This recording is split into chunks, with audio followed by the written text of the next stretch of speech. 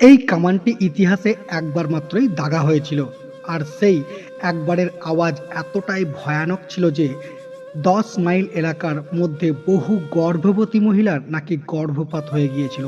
বিশ্বাস হচ্ছে না? হ্যালো বন্ধুরা, welcome to BRB vlog junction. আজ আমরা দাঁড়িয়ে আছি মুর্শিদাবাদের কুখ্যাত বাচ্চা ওয়ালি তোপ এর সামনে। এই কামানটি লম্বায় প্রায় 18 ফুট এবং এর ওজন 7600 কেজিরও বেশি। কথিত আছে দ্বাদশ থেকে চতুর্দশ শতাব্দীর মধ্যে গৌড়ের সুলতানরা এটি তৈরি করেছিলেন। পরে এটি ভাগীরথী নদী থেকে উদ্ধার করে এখানে আনা হয়। এই ভয়ঙ্কর ঘটনার পর থেকে নবাবরা এই কামানটি আর কখনো ব্যবহার করার সাহস পাননি, তাই একে চিরতরে শান্ত করে রাখা হয়েছে।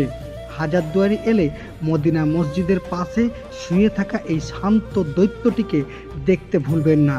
ভিডিওটি ভালো লাগলে লাইক দিন এবং মুর্শিদাবাদের এমন আরও রোমহর্ষক ইতিহাসের জন্য বিআরবি ব্লগ জাংশন সাবস্ক্রাইব করুন। দেখা হচ্ছে পরের ভিডিওতে।